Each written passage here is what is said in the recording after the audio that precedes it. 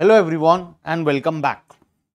हम स्टैटिस्टिक्स पढ़ रहे थे। स्टैटिस्टिक्स में प्रोबेबिलिटी का टॉपिक पढ़ रहे थे और पिछले क्लास में हम टाइप्स ऑफ इवेंट्स के बारे में पढ़े। कितने प्रकार का इवेंट होता है, उसमें डिपेंडेंट इवेंट था, इंडिपेंडेंट इवेंट था, म्यूचुअली इंक्लूसिव इवेंट था, म्यूचुअली एक्सक्लूसिव इवेंट था, ऐसे श्योर इवेंट था, इम्पॉसिबल इवेंट था। बहुत प्रकार के इवेंट्स के बारे में हम लोग ऑलरेडी पढ़ लिए। हमें अब प्रोबेबिलिटी के कैलकुलेशंस की तरफ जाना है। हम न्यूमेरिकल क्वेश्चंस करना चाहते हैं तो हमें उसके लिए कुछ और बेसिक कॉन्सेप्ट्स को समझना पड़ेगा। तो आओ शुरू करते हैं। Basics of set theory. ये प्रोबेबिलिटी में एक बहुत इंपॉर्टेंट चीज होता है, सेट थ्योरी। हम सेट्स बनाते हैं।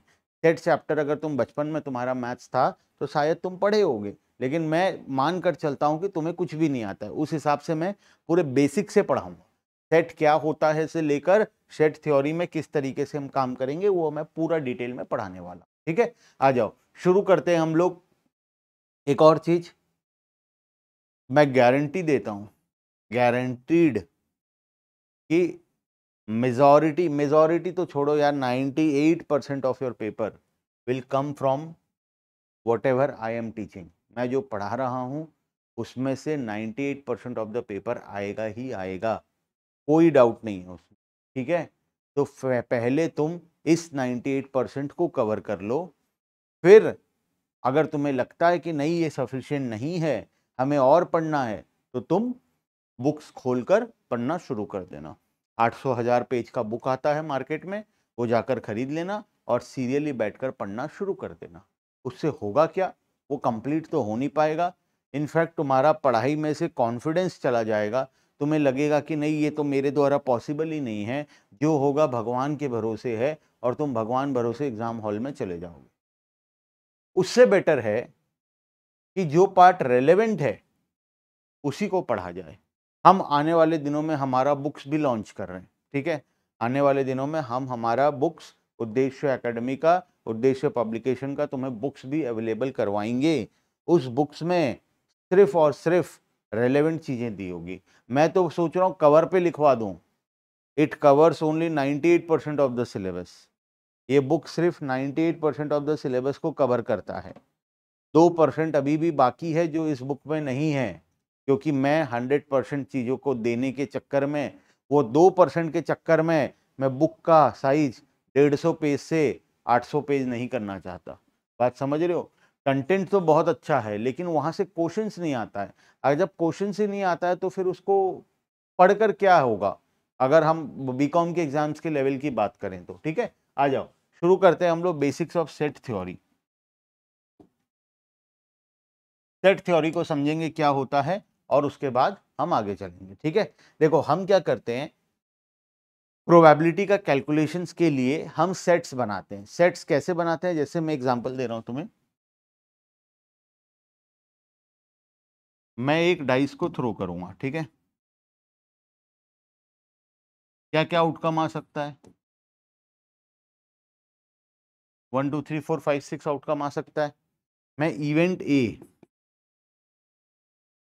पहला इवेंट लिया, गेटिंग अ ऑड नंबर, तो क्या क्या आएगा? Event B, getting a even number, 2 4 6। ठीक है, अब मैं इसको दो सेट बना देता हूं, सेट ए और सेट बी। सेट ए में क्या है? सेट ए में है गेटिंग अ ऑड नंबर और सेट बी में है गेटिंग अ इवन नंबर। बात समझ में आए? सेट्स किसको बोलते हैं? ये तीनों मिलकर एक सेट बनेंगे, ये तीनों मिलकर एक सेट बनेंगे।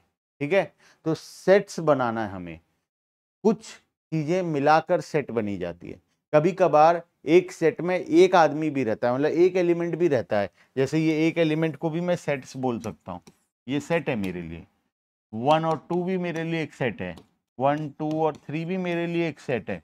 बात समझ में आया? तो हम सेट्स इसी तरीके से बना सकते हैं। सेट क्यों बनाते हैं, क्या काम आता है, वो सब हम अभी वाले क्लासेस में, आज के क्लास में पढ़ेंगे। ठीक है, आ जाओ। A set is a collection of well defined objects. बहुत सारे वेल डिफाइंड ऑब्जेक्ट्स को मिलाकर एक सेट बनता है। और अ ग्रुप ऑफ ऑब्जेक्ट्स, या एक ग्रुप ऑफ ऑब्जेक्ट्स को मिलाकर सेट बनता है। Of homogeneous character, By operation we mean, by set operation we mean mutual application or use of certain existing set in a manner to produce another new set as defined. हम अभी कुछ sets में कुछ चीजें पढ़ेंगे। जैसे सबसे पहला टॉपिक है यूनियन ऑफ सेट। यूनियन का मतलब दो सेट को मिलाकर, ठीक है, दो सेट को मिलाकर अगर मैं यूनियन लिखना चाहूं तो मैं कैसे लिखूंगा? A union B, A union B. इसका मतलब क्या है पता है? ए और बी, या तो ए या तो बी, या तो ए या तो बी। ए यूनियन बी को हम ए और बी के नाम से पढ़ते हैं, आइदर ए और बी। बात समझ में आया? अच्छा, ए हमारे एग्जांपल में ए क्या था? हमारे एग्जांपल में ए था सर 1, 3 और 5। और हमारे एग्जांपल में बी क्या था? ए था हमारे एग्जांपल में 1, 3, 5 और बी था हमारे एग्जांपल में 2, 4, 6। अगर मैं ए यूनियन बी बनाना चाहूं तो ए यूनियन बी क्या बनेगा? ए का सारा एलिमेंट और बी का सारा एलिमेंट। 1, 3, 5 ये ए का एलिमेंट हो गया, 2, 4, 6 ये बी का एलिमेंट हो गया। ए और बी के सारे एलिमेंट को मिलाकर क्या बन गया? ए यूनियन बी बन गया। बात समझ में आया?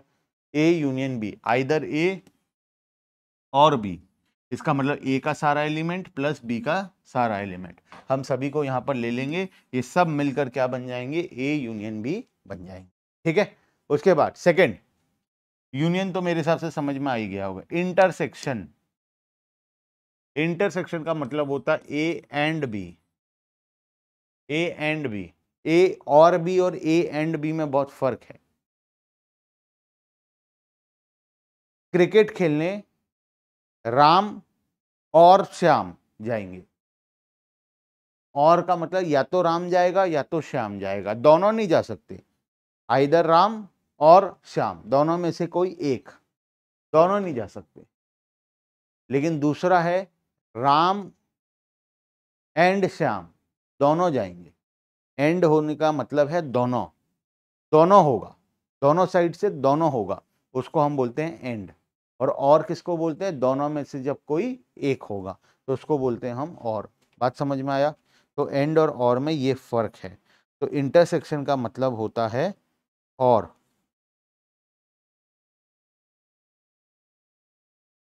सॉरी, इंटरसेक्शन का मतलब होता है एंड और यूनियन का मतलब होता है और। तो अभी हम बात कर रहे हैं इंटरसेक्शन का। अगर मैं दो एग्जांपल लूं, अच्छा हमारे एग्जांपल में बताओ ए और बी, क्या कुछ कॉमन है दोनों में? ए एंड बी निकालने के लिए मतलब ऐसा कोई एलिमेंट जो ए में भी है और बी में भी है, दोनों में है, ऐसा कुछ है यहाँ पर? ऐसा इस एग्जांपल में नहीं है, तो ये जीरो हो जाएगा। लेकिन अगर मैं दो अलग एग्जांपल लूं,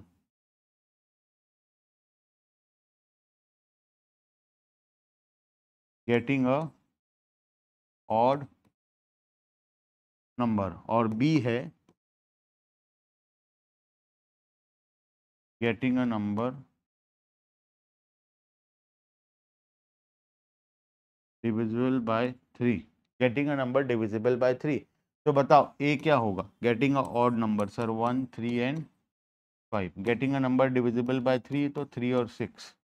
अच्छा, मैं अगर ए और बी निकालूं तो ए और बी निकालूंगा तो सर आ जाएगा 1, 3, 5 और वहां पे 3 और 6। तो 3 तो ऑलरेडी हो गया है, तो 6, जो चीज एक बार हो गया उसको दोबारा नहीं लिखना है, तो 3 ऑलरेडी हो चुका है, तो मैं 3 को छोड़कर खाली 6 लिख दिया। तो ये है ए और बी।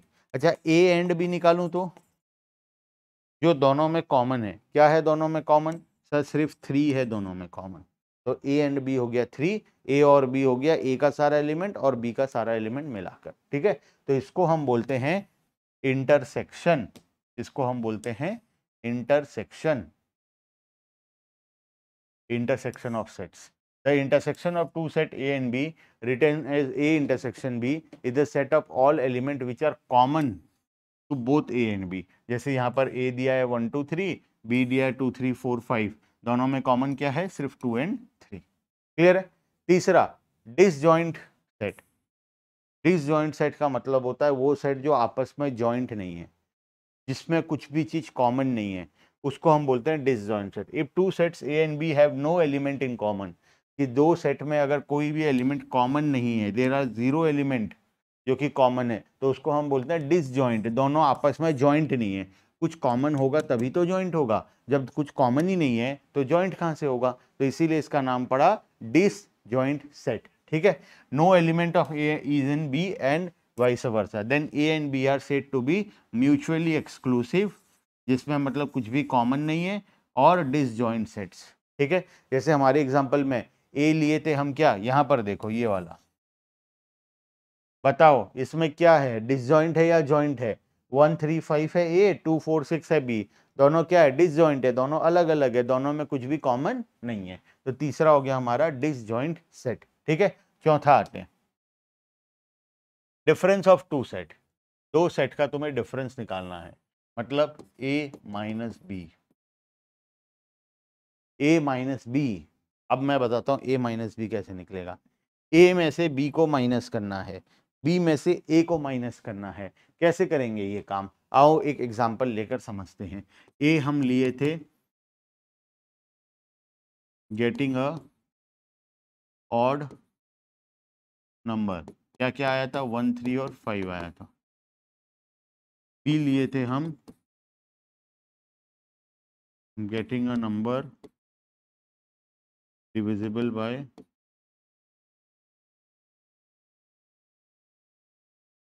3, 3 से डिविजिबल वाला नंबर क्या क्या होगा, 3 और 6, 3 से डिविजिबल हो गया 3 एंड 6, और ऊपर हो गया getting a odd number 1 3 and 5। अब क्या करें, अब मुझे निकालना है, अच्छा स्टार्टिंग से कर लेते हैं चलो। ए यूनियन बी क्या क्या होगा सर, 1 3 5, 3 हो चुका था 6। ए इंटरसेक्शन बी क्या होगा, दोनों में कॉमन क्या है सर, 3।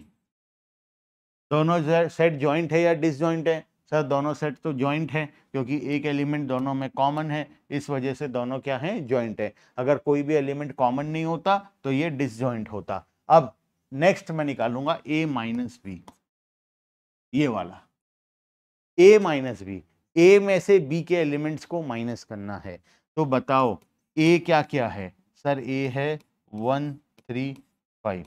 इसमें से अगर मैं बी के एलिमेंट्स को माइनस कर दूं, मतलब 3 और 6, देखो 6 तो है ही नहीं तो माइनस हो ही नहीं सकता, बचा क्या 3, 3 को मैं माइनस कर दूंगा, ये 3 को मैं माइनस कर दूंगा, तो मेरा आंसर क्या आ जाएगा 1। और जो एलिमेंट है ही नहीं उसको तो माइनस कर ही नहीं सकते ना, जो है उसी को माइनस कर सकते हैं। तो इस केस में हम 6 को माइनस ही नहीं कर पाए, 3 को माइनस किए, तो बच गया कितना 1 एंड 5। 1 एंड 5 को हम क्या बोलेंगे, ए माइनस बी। अच्छा अगर मैं बी माइनस ए निकालना चाहूँ तो पहले बी को लिख दो, 3 और 6 था बी में, इससे ए को माइनस करेंगे तो कॉमन क्या है, अगेन 3, तो आंसर क्या आ जाएगा 6। ठीक है, तो पहले वाले में ए माइनस बी में आंसर आया 1 एंड 5, और बी माइनस ए में आंसर आया 6। तो ये हो गया हमारा डिफरेंस ऑफ टू सेट। ठीक है, कॉम्प्लीमेंट और negation of a set, complement और निगेशन ऑफ अ सेट। आओ समझते हैं कॉम्प्लीमेंट या निगेशन क्या होता है। अच्छा डाइस को थ्रू करेंगे, what are the possibilities sir, possibilities क्या, वो तो 1 2 3 4 5 और 6 यही पॉसिबिलिटीज है, इसके अलावा तो कोई पॉसिबिलिटी ही नहीं है 1 से लेकर 6 तक। अच्छा मैं बोलूं इवेंट ए लेते हैं गेटिंग अ ऑड नंबर, ये क्या हो जाएगा 1 3 और 5। ठीक है, अब मुझे निकालना है एडेक्स और ए इंटरसेक्श, सॉरी क्या था कि ए कॉम्प्लीमेंट था, कॉम्प्लीमेंट और निगेशन, कॉम्प्लीमेंट ए कॉम्प्लीमेंट, ए का कॉम्प्लीमेंट निकालना है। ये कैसे निकलेगा ए का कॉम्प्लीमेंट, ए का कॉम्प्लीमेंट निकलता है टोटल में से ए को छोड़कर, टोटल में से ए को छोड़कर, टोटल क्या है, टोटल को मैं यू ले लेता हूं, यू मान लेता हूं इसको यूनिवर्स, माइनस ए, तो टोटल क्या है 1 2 3 4 5 6, इसमें से हम माइनस करेंगे किसको, ए को, 1 3 और 5 को, तो बचेगा क्या 2 4 6। तो दिस इज योर ए इंटर ए डेक्स या ए कॉम्प्लीमेंट, या तो ए डेक्स बोल लो या तो ए कॉम्प्लीमेंट बोल लो। बात समझ में आया? तो अभी हम 5 चीजें पढ़े। सबसे पहले ए यूनियन बी, फिर ए इंटरसेक्शन बी, फिर डिसजॉइंट सेट, उसके बाद हम लोग पढ़े थे हमारा A minus B, difference of two set, और उसके बाद पढ़े कॉम्प्लीमेंट और निगेशन ऑफ टू सेट्स। मेरे हिसाब से ये 5 छोटा छोटा टॉपिक तुम्हें क्लियर है। आगे चलें, आगे आते हैं important algebraic operations of set के अंदर में कुछ इंपॉर्टेंट टॉपिक्स हैं, ध्यान देना। मैं ये सब मिटा देता हूं। मैं अभी कुछ इंपॉर्टेंट चीजों के बारे में बात करूंगा। मैं तुम्हें वेन डायग्राम समझाऊंगा अभी। Venn diagram, sir Venn diagram ये क्या होता है? आओ मैं समझाता हूँ वेन डायग्राम क्या होता है। वेन डायग्राम समझ जाओगे तो ये बहुत इजी हो जाएगा, और समझोगे क्या नहीं तुम, मैं हूं समझाने वाला, तो समझना तो पड़ेगा ही, है ना।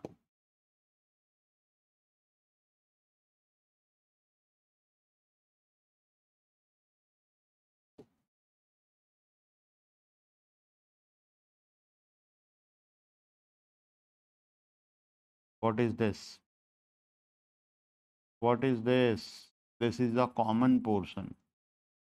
This is the common between A and B. देखो A का जो सर्कल है और B जो पार्ट है, दोनों में कॉमन पोर्शन क्या है? जिसको मैं वाइट से अभी शेड कर रहा हूँ, जिसको मैं वाइट से अभी फिलअप कर रहा हूँ। This is the common portion, है ना।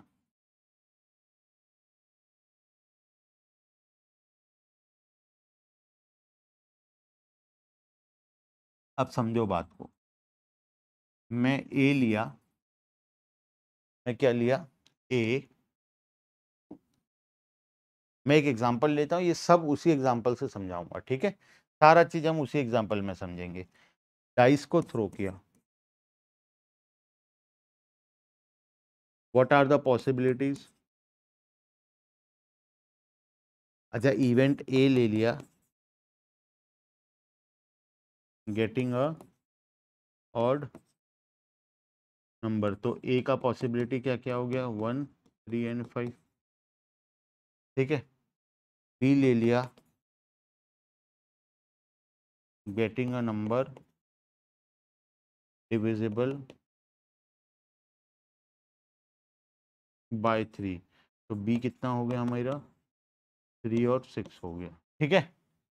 अब अगर मैं इसमें इसको यूज करूं तो ए क्या है? ए मतलब ये पूरा सर्कल, ए का पूरा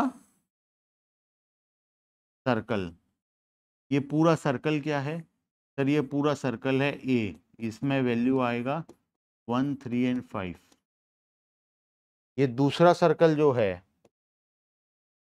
सर, ये दूसरा सर्कल जो है ये है बी, दिस इज बी, और इसमें वैल्यू आएगा 3 और 5। अब ध्यान देखो, 3 दोनों में कॉमन है, और यहाँ पर कॉमन हिस्सा क्या है सर? यहाँ पर कॉमन हिस्सा है ये, तो 3 कहाँ पर आएगा? ये अंदर आएगा, क्योंकि 3 को अगर हम यहाँ रखेंगे इसका मतलब वो बी में भी है और वो ए में भी है, वो बी वाले सर्कल में भी आ रहा है, ए वाले सर्कल में भी आ रहा है। अच्छा, 1 और 5 को कहाँ रख दें? सिर्फ ए वाले पार्ट में, और सॉरी ये 6 होगा ना, हाँ, और 6 को कहाँ रख दें हम? खाली बी वाले पार्ट में। बात समझ में आया? तो इस ये जो पोर्शन होता है इसको हम बोलते हैं ए इंटरसेक्शन बी, जो हम अभी पढ़े, दोनों में कॉमन हिस्सा। ये दोनों सर्कल को पूरा मिला दें तो ये होता है हमारा A union B, either A B या दोनों में, टोटल मिला दें तो ये हो जाता है हमारा ए यूनियन बी, ठीक है। तो हम यहीं से सारा चीज निकालते हैं। अब मुझे कुछ चीजों को प्रूफ करना है तुम्हारे सामने। Number of A union B, अब बताओ मुझे, ए यूनियन बी इस केस में क्या है सर? ए का सारा एलिमेंट प्लस बी का सारा एलिमेंट, तो 1, 3, 5 और 6, ये है ए यूनियन बी। अगर मैं डायग्राम से निकालूं तो ए यूनियन बी मतलब टोटल यहाँ पर जो है, टोटल यहाँ पर क्या क्या है? ये है, ये है और ये है। देखो दोनों सर्कल को मिला दें तो टोटल क्या है? 1, 2, 3। अच्छा, मैं अगर करूं number of A plus number of B, तो बताओ आंसर क्या आएगा? नंबर ऑफ ए में है सर 3 ठो एलिमेंट, 3, नंबर का मतलब कितना ठो एलिमेंट है, तो नंबर ऑफ बी में ऐसा 2 एलिमेंट, तो टोटल हैं सर, टोटल ये तो 5 हो गया, लेकिन होना चाहिए 4। वही तो बोल रहा हूँ ना, 3 2 बार काउंट हो गया, जब तुम ए को पूरा काउंट किए तब आ गया, और जब बी को काउंट किए तब आ गया, तो 3 2 बार काउंट हुआ है। तो जो चीज 2 बार काउंट हुआ है उसे हमें 1 बार हटाना पड़ेगा। तो मैं क्या करूंगा, यहां से minus number of A intersection B, A intersection B को माइनस कर दूंगा, तो फॉर्मूला मेरा निकल कर आएगा। यहाँ पर एक फॉर्मूला बनेगा, क्या फॉर्मूला बनेगा sir, A union B. A union B मतलब ए और बी का टोटल अगर हम करेंगे तो ए यूनियन बी का फॉर्मूला क्या होगा, A union B equals to A plus B minus A intersection B. A union B कैसे निकालेंगे, ए यूनियन बी मतलब पूरा ए और पूरा बी। जब हम पूरा ए और पूरा बी को लेते हैं तो कॉमन वाला हिस्सा 2 बार आ जाता है, इसीलिए 1 बार कॉमन वाले हिस्से को हम माइनस कर देते हैं ए इंटरसेक्शन बी के नाम से। तो यही है हमारा first formula, number of A union B equals to number of A plus number of B minus number of A intersection B. ठीक है, when A and B are mutually exclusive, जब ए और बी एक्सक्लूसिव होगा मतलब उसमें कुछ भी common नहीं होगा। एक डायग्राम में बनाया जिसमें ए अलग है बी अलग है, दोनों में कोई कॉमन ही नहीं है, तो ए यूनियन बी क्या होगा, A union B equals to A plus B हो जाएगा बस, क्योंकि जब दोनों में कॉमन है ही नहीं तो 2 बार काउंटिंग भी नहीं हुआ है, अब 2 बार काउंटिंग भी नहीं हुआ है तो तुमको 1 बार कॉमन हिस्सा माइनस करने की जरूरत भी नहीं है, क्योंकि दोनों अलग अलग है। ठीक है, तो म्यूचुअली एक्सक्लूसिव के केस में हमारा सिंपल सा फॉर्मूला है number of A plus number of B. A minus B, A minus B का मतलब क्या है, ए में से बी का हिस्सा को माइनस करना, ध्यान देना इंपॉर्टेंट है। हाँ, ए में से, ए ये सर्कल है, इसमें से बी का जो हिस्सा माइनस करना है, इसका मतलब ये हिस्सा माइनस करना है। तो मुझे कौन सा हिस्सा चाहिए, मुझे सिर्फ इतना हिस्सा चाहिए, मुझे सिर्फ ये हिस्सा चाहिए।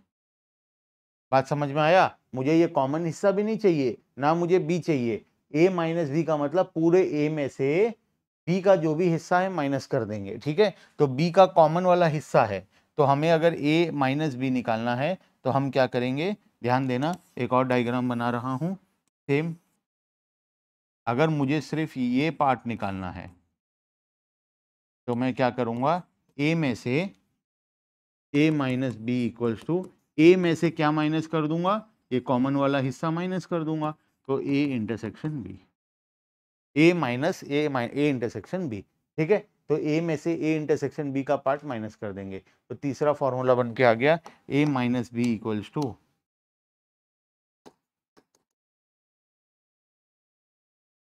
ए माइनस ए इंटरसेक्शन बी। ठीक है, तो मेरे हिसाब से तीनों फॉर्मूला अभी के लिए तुम्हें क्लियर है।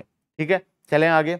यस सर, हमें समझ में आ रहा है क्या हो रहा है क्या नहीं हो रहा है, हमारा जीवन बदलने वाला है। ठीक समझे तुम, तुम्हारा जीवन आने वाले दिनों में बदलने वाला है। रूल्स ऑफ अच्छा रूल्स आ गए, एक काम करते हैं, हम रूल्स वाले टॉपिक से नेक्स्ट क्लास में पढ़ते हैं, क्योंकि रूल्स बहुत बड़ा है, ऑलरेडी क्लास हो चुका है हमारा लंबा, तो अभी हम इस टॉपिक को इस क्लास में कंटिन्यू नहीं करेंगे। नेक्स्ट क्लास में हम रूल्स ऑफ प्रोबेबिलिटी को कंटिन्यू करेंगे। ठीक है, चलो आज के लिए मैं यहीं पर स्टॉप करता हूँ। Bye bye everyone and thank you.